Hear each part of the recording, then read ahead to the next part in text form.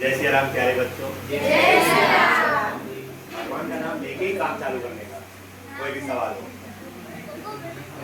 चलो देखो question number 7। इस क्वेश्चन की खासियत क्या है कि समायोजन पहले दे दिया हुआ है। समायोजन देखो इसमें पहले दिया हुआ है और बाद में पक्की तलपट दिया हुआ है। तो चलो पढ़ते हैं। विजय, लक्ष्मी और सिद्धि एक पीढ़ी के 5:3:2 के प्रमाण में लाभ हानि बांटने वाले साझेदार हैं। पुराना प्रमाण इसमें दिया हुआ है 5:3:2। पुराना प्रमाण, यहाँ पे मैं लिख दे रहा हूँ क्योंकि इसका बार बार काम पड़ता है।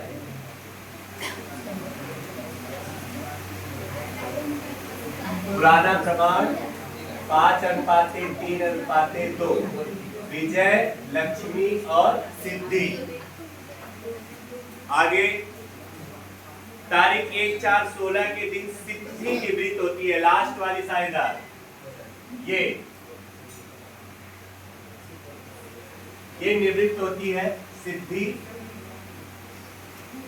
आगे विजय और लक्ष्मी का लाभ हानि का नया प्रमाण दिया है 2:3। इसमें नया प्रमाण भी दिया हुआ है, ठीक है। तो इसमें हमें लाभ याद करना पड़ेगा। आगे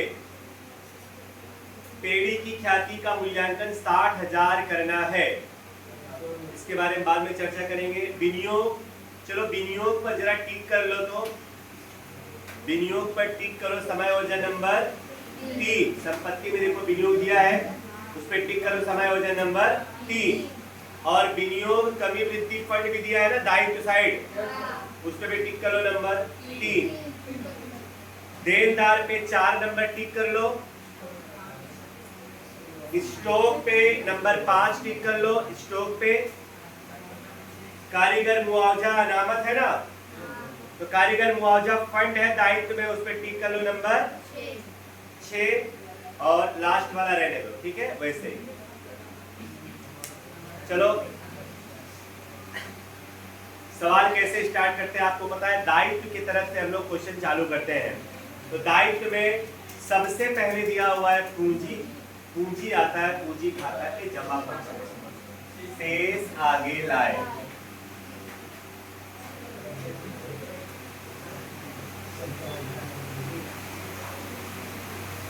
पचासी हजार, 85, 85,000,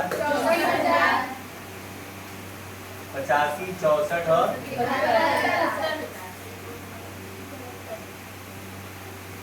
उसके बाद विनियोग कमी वृद्धि फंड। अब जरा समझ लो, इसके लिए मैंने आपको बताया है ये जो हमारा फंड है अनामत, उसको किसके साथ कंपेयर करने का, विनियोग में जो नुकसान हुआ उससे।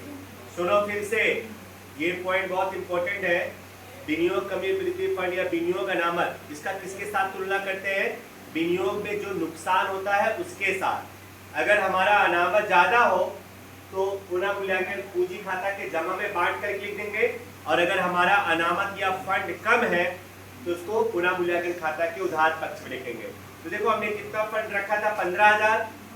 देखो अब विनियोग में कमी कितनी हुई, पहले विनियोग 60,000 का था, देखो जरा।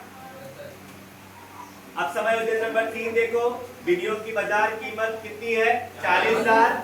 मतलब विनियोग में 20,000 की कमी हुई। ध्यान से समझो, विनियोग में 20,000 की कमी हुई तो हमारा अनामत तो कम पड़ गया ना।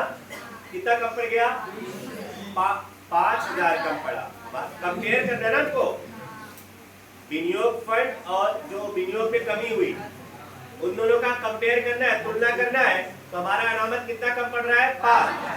तो वो आएगा पुनः मूल्यांकन के उधार में। अगर हमारा अनामत कम पड़ गया तो पुनः मूल्यांकन खाता के उधार में, और अगर ज्यादा है तो पूंजी खाता के जमा पक्ष में बांट लेंगे। तो यहाँ पे आएगा विनियोग अनामत, चाहे फंड बोलो चाहे अनामत बोलो।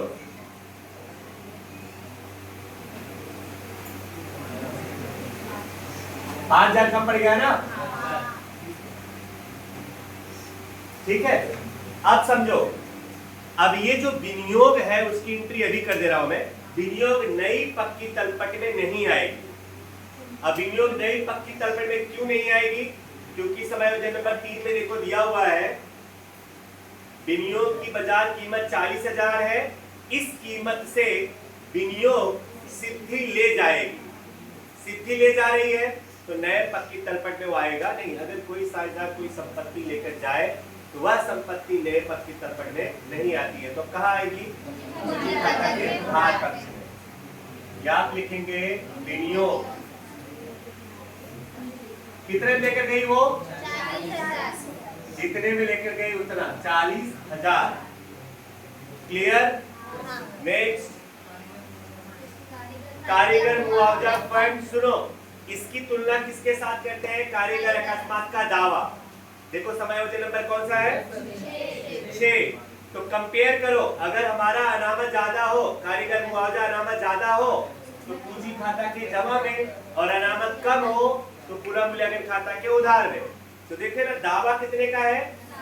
7,000 और अनामत कितना रकम ने? 17। तो 10,000 तुम्हारा ज्यादा है, तो पूंजी खाता के जमा पक्ष में लिखेंगे। कारीगर मुआवजा बांट लो जरा 5 3 में। 5,000, 3,000 और जो दायित्व है समायोजन वाला, तो हमेशा किस में आएगा? दायित्व में। कारीगर मुआवजा का दावा कितना है? 7,000। दायित्व लिख देगा कारीगर अकस्मात का दावा कितना? क्लियर? आगे लेनदार पर कोई समायोजन नहीं है, तो डायरेक्ट दायित्व लिख दो। कितना है लेनदार? 56,000। फिर उसके बाद प्रोविडेंट फंड पे भी कोई समायोजन नहीं है, ये भी डायरेक्ट दायित्व में आ जाएगा।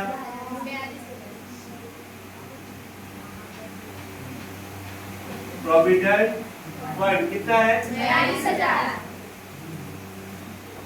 नेक्स्ट, जमीन मकान तो संपत्ति है, कोई समायोजन है? नहीं। वैसे लिख दो।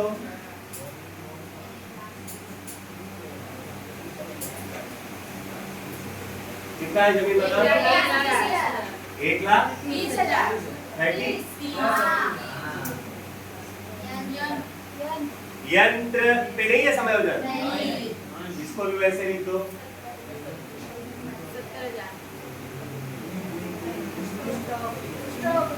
स्टॉक पर है ना, इसको इनर कॉलम में लिखो। स्टॉक कितना है? 35। ध्यान से समझो, स्टॉक पे समायोजन नंबर 5, बही में दर्शाया स्टॉक की कीमत उसकी लागत की अपेक्षा 1,000 अधिक आकी गई है। मतलब ये जो बही में दर्शाया गया है ना, उसकी लागत से 1,000 ज्यादा लिखा हुआ है, तो क्या करोगे? माइनस। बहुत बढ़िया, माइनस कमी।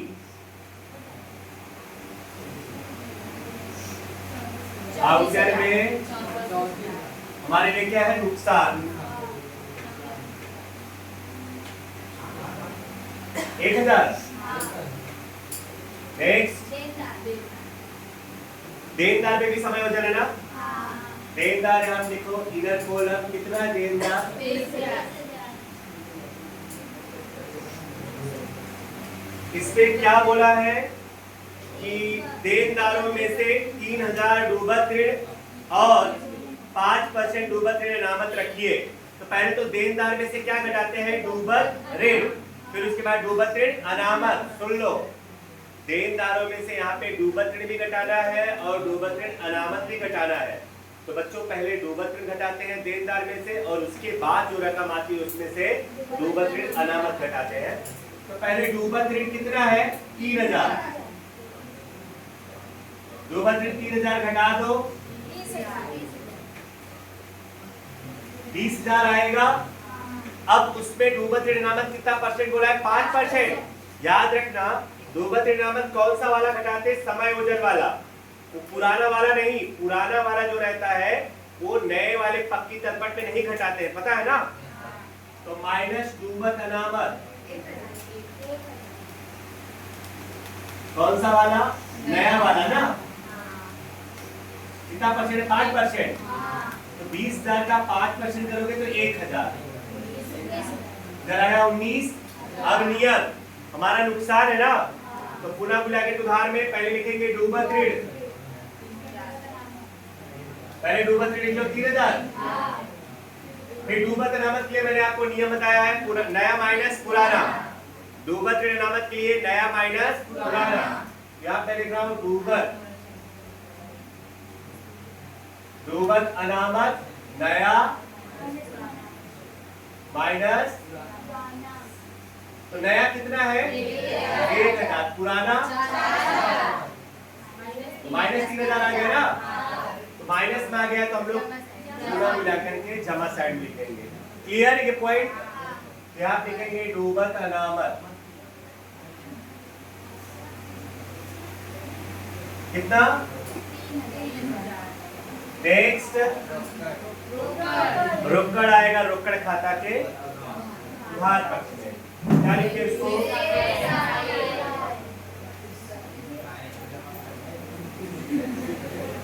शेष आगे लाए कितना, 36,000। चलो अब इस क्वेश्चन में जो नया आया है उसके बारे में समझ लो।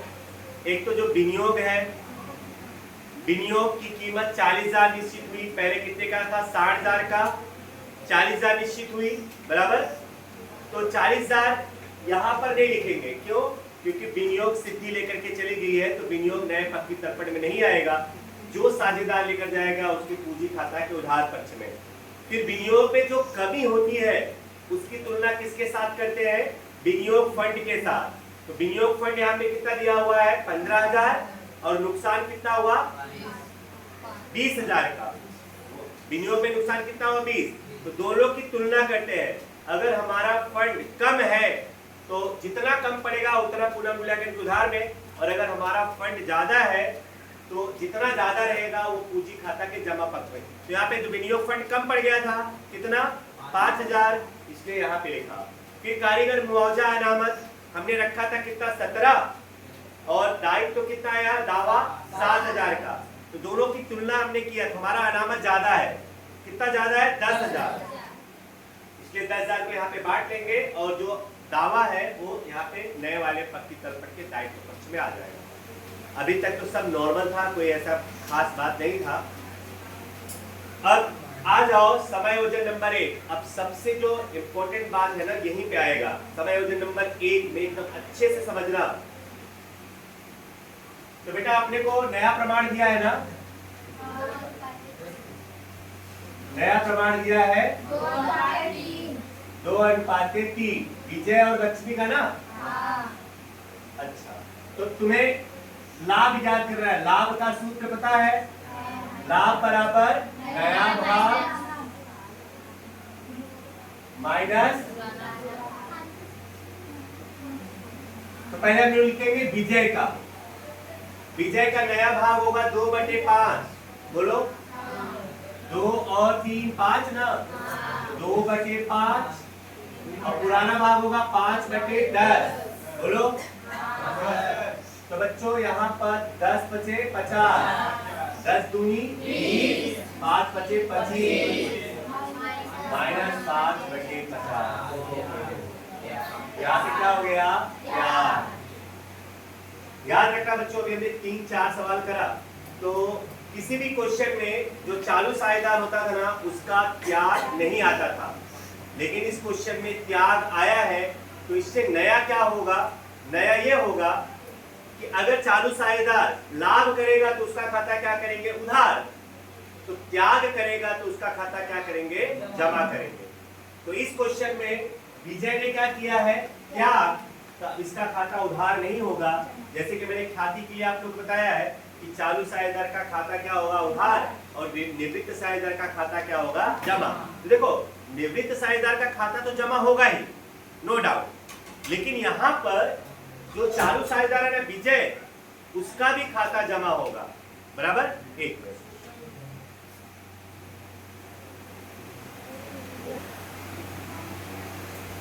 चलो बच्चों, असुविधा की ये दुख है, खेद है, ध्यान से समझ लो इस क्वेश्चन में।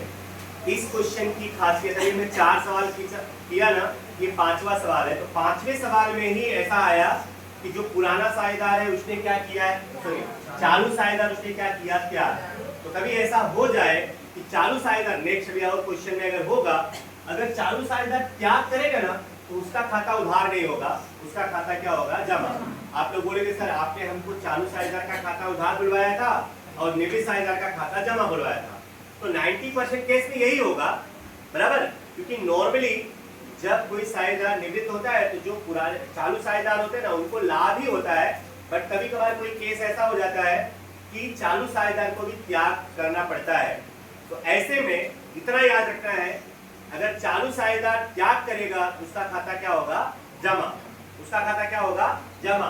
तो यहाँ पे भी का खाता क्या होगा, जमा होगा। भी ने त्याग किया है ना, इसलिए भी का खाता त्याग के प्रमाण में, त्याग के प्रमाण में जमा होगा। ध्यान रखना, इसमें भी का खाता क्या होगा, जमा। भी कौन है, चालू साझेदार। और मैंने क्या बताया था कि चालू साझेदार का खाता उधार होता है, लेकिन यहाँ पे जमा क्यों हो रहा, समझ रहे हो, क्योंकि भी ने क्या किया है, त्याग। अच्छा, अब किसका निकालेंगे हम लोग लाभ, एल का। तो एल का नया भाग क्या है, 3/5 और पुराना 3/10। तो 10 बचे 50, 10 दिया 30, 5 दिया 15, 15/50। फिर तो लाभ किया, मतलब ए समझो इधर ये लाभ वाला है ना, इसका खाता क्या होगा, उधार। तो समझ लो इस क्वेश्चन में दो लोगों को ख्याति मिलेगा, एक तो जो निवृत्त हो रहा है वो, उसको तो ख्याति मिलेगा ही, प्लस ये जो विजय है उसने त्याग किया है इसलिए इसको भी ख्याति मिलेगी, बराबर ना। चलो तो दोनों की ख्याति निकाल लेते हैं। टोटल ख्याति देखो दिया है आपको 60,000, टोटल ख्याति कितना है, 60।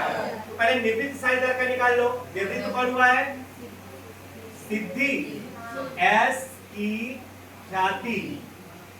तो भैया 60,000 का सिद्धि का कितना, 2/10 कर दो, 12,000। फिर उसके बाद किसकी ख्याति निकालेंगे, विजय।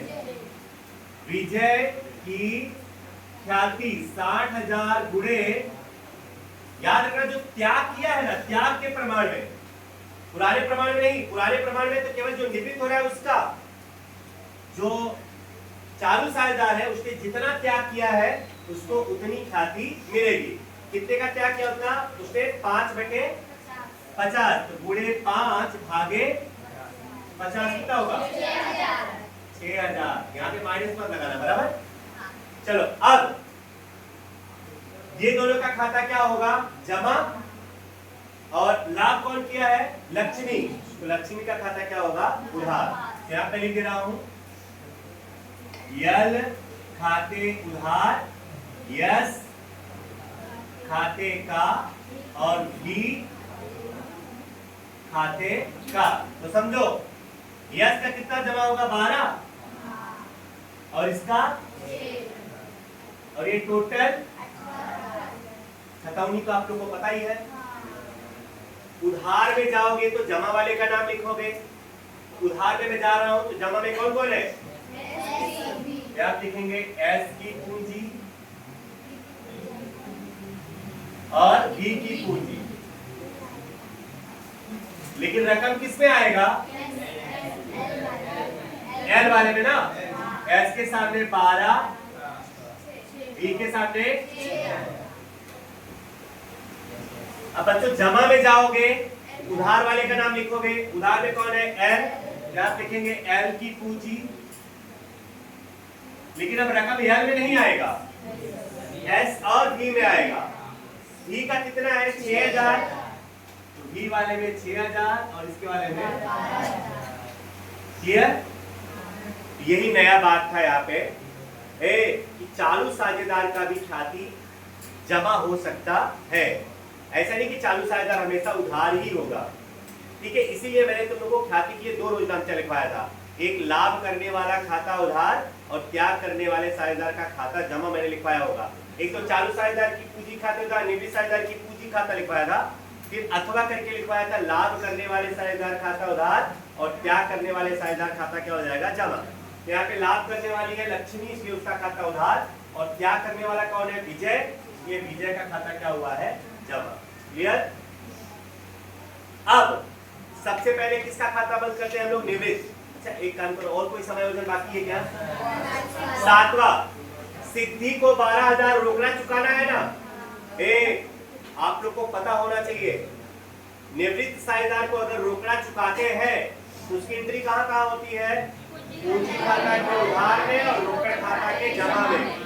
पूंजी खाता के उधार लिखते हैं रोकड़ खाते और रोकड़ खाता के जमा लिखते हैं निवृत्त साझेदार की पूंजी खाते। याद है ना ये आप लोग को। चलो यहाँ पे लिखा रोकड़ खाते, पूंजी खाता में रोकड़ खाता लिखेंगे, किसके खाने में, सिद्धि के खाने में, कितना 12,000, और रोकड़ के जमा में यस की पूंजी कितना 12,000। ठीक है। अब बच्चों खाता बंद करने वाली बात आएगी तो पहले कौन सा खाता बंद होगा, पुनः मूल्यांकन। बंद करो, उधार में ज्यादा है 9,000, इधर भी 9,000, गए 6,000। पूंजी खाते ना, पूंजी खाते में लेकर जाते ना हानि को, पूंजी खाते हानि, विजय, लक्ष्मी और सिद्धि, बांटो 3,000, 1,800, नुकसान है ना, तो पूंजी खाता के उधार में आएगा पुनः मूल्यांकन ब्रैकेट में हानि, बांटो 3,000, 1,800, 1,200। ठीक है। अब पूंजी खाता बंद करने वाली बात आई तो पहले किसका खाता बंद होता है, पूंजी में जो निवृत्त साझेदार होता है उसका खाता। निवृत्त कौन हो रहा है, सिद्धि। चलो बेटा सिद्धि का टोटल करो 85, इधर भी 85, गैप निकालो 31, इसको क्या बोलेंगे, लोन। जो बच गया क्या हो गया, लोन। 31,800, इसके सामने लिखो एस की लोन ना, एस की लोन, ये दायित्व में भी आएगा एस की लोन। 31,800। अब विजय और लक्ष्मी का खाता बंद कर लो, जमा साइड का टोटल करो, पहले का, दूसरे का, उधार में भी वही आएगा 96 और 67, गैप निकालो, पहले का 93 और दूसरे का 47,200। इसको क्या लिखेंगे, शेष आगे ले गए, क्या लिखेंगे, पूंजी, विजय और लक्ष्मी।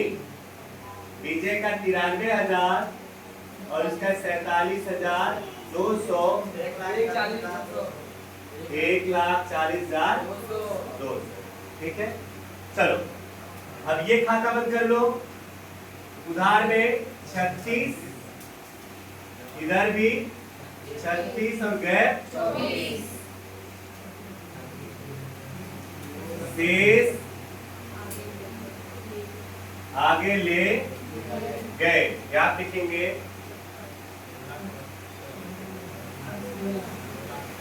रोकड़ शेष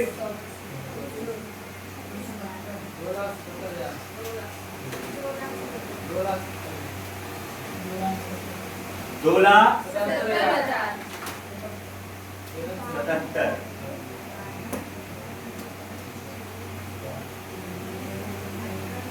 कोई डाउट है किसी को?